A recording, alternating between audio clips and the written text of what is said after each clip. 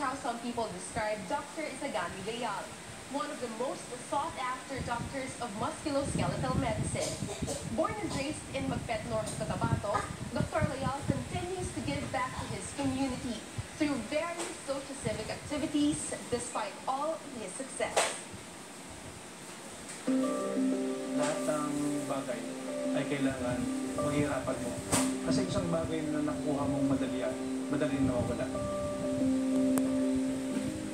Ako po si Dr. Isagani Leal. Ako po ay pinanganak at lumaki po sa Pangawan, Magpet, Cotabato. Ako po ay isang espesyalista sa mga musculoskeletal pains, gaya ng mga back pains, shoulder pains, at mga sports injuries, no? Sa pamagitan po ng paggamot na hindi na kailangang opera.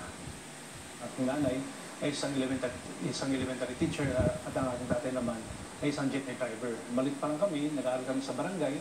Kami po ay naglalakad ng 7 kilometers umaga sa kahapon upang makapag-aaral sa isang pinakamalapit na high school. No?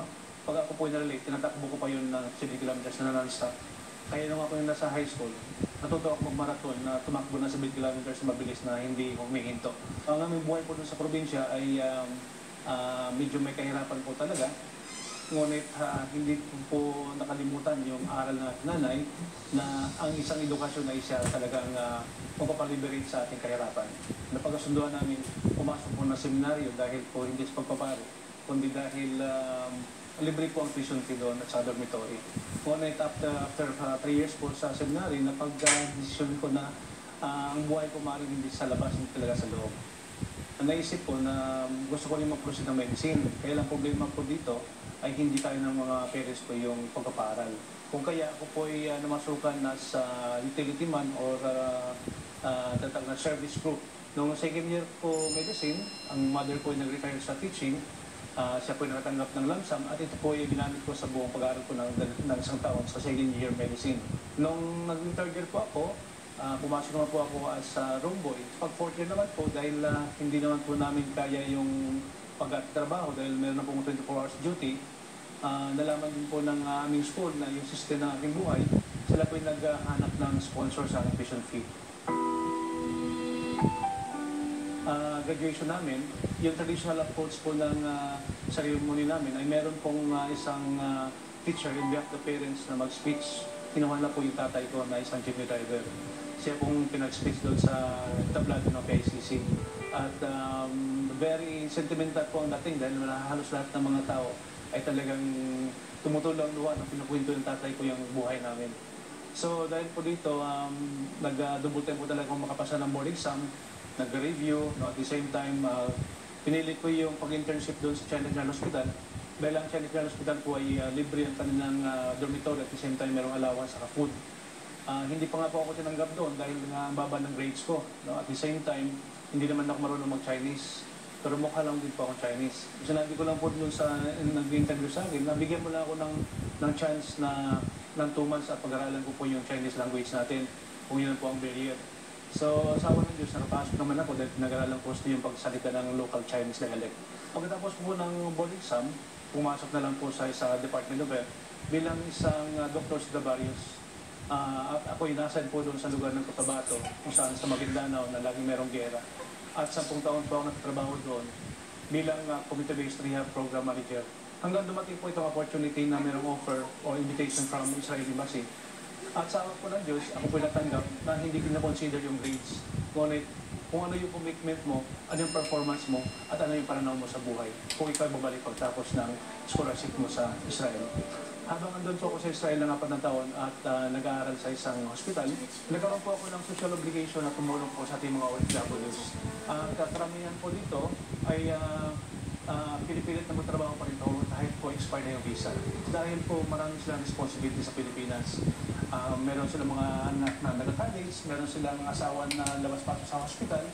At kaya po nagkaroon ako ng obligation. Sino ang pwede tumulong sa mga pasyente na ito na nagkasakit na hindi pwede lumabas dahil kung lumabas, sila yung makakahuli.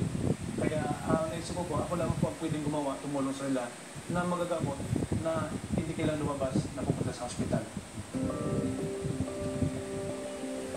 Pagkatapos po ng 4 na taon po na pag-specialize sa Israel, ako po ay umuwi dito noong 2009 at nagsimula po ako ng isang maliit na clinic sa West Avenue. nasulat kong pasyente yung time na yun. Hanggang meron isang kargador sa Binondo na hindi niya mabuhat yung kanyang kamay dahil masakit yung kanyang shoulder. At nagtatanong siya kung kaya ko bang gamutin. Sabi ko, pumasok po kayo dito. Sabi niya, Dok, wala po ako pera. Sabi, hindi kailangan yun. Examinin lang nila. Wala kang obligasyon sa akin. Pagbalik niya, nag-check pa yung gamot. After 1 week, bumalik siya. May kasama na siya ng amo niya. So, sa ano daw ang ginawa ko, bakit gumaling yung kanyang laborer na pinagamutin na ito sa ibang hospital, ngunit hindi na-addict yun. Hanggang sa siya po lang po, parente sila ng problema. At siya po napagaling po rin. Hanggang dinala niya yung mga kamag-anak niya, mga kapatid. At simulan doon, dumami yung aking mga Chinese patients. So, dahil doon sa tao yun na nagpagamot na hindi po siya siningil, no? Doon na simula yung influx ng mga Chinese community. In return, tumutulong ko sa aming community. So, ang ginawa ko po, nagtayo ako ng isang business, isang resort, na part of it, 20% ng net income doon, is set aside ko para sa community development and scholarship program. As of now, meron akong mga 46 o 40 to 48 na mga mga FA na scholars sa elementary and high school. No?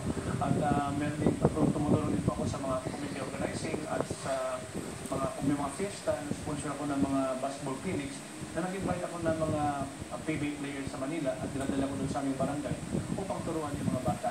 Dahil nung bata ako, is my dream talaga na sana makita ako ng PBA player noong time na yan. Pero hindi talaga nangyari.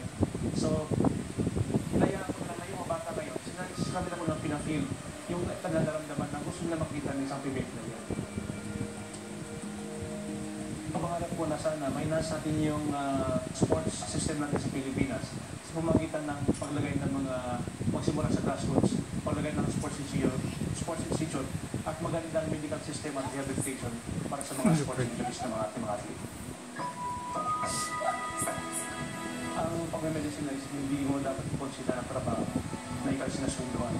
I-consider mo siya sa passion. Consider mo siya yung masaya ka habang ginagawa mo. Kahit gisingin ka ng madaling araw na meron kang happiness sa buhay sa iyong pamilya, na merong birthday ng anak mo, at bigla ka tatawagan, happy ka pa rin na magsilbi at hindi ka magsisi. So dapat, kung pipiliin mo man ng medicine, una-una dapat sa puso mo. Pangalawa, kailangan mo talagang pagtrabahuan na hindi mo isipin na ang paggagamot ay hanap buhay. Dahil kung isipin mo na ang pagdodoktor ay paghanap buhay, hindi ka mag-successful sa buhay. Dahil lahat ng nakita mong pasyente, isipin mo kung paano magpirahan. Dapat isip mo kung paano mo siya makitulungan.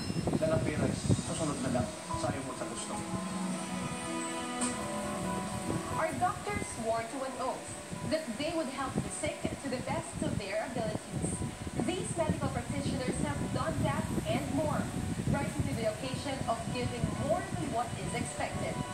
I'm Joyce Ilas. Join us again next week as we tell more stories that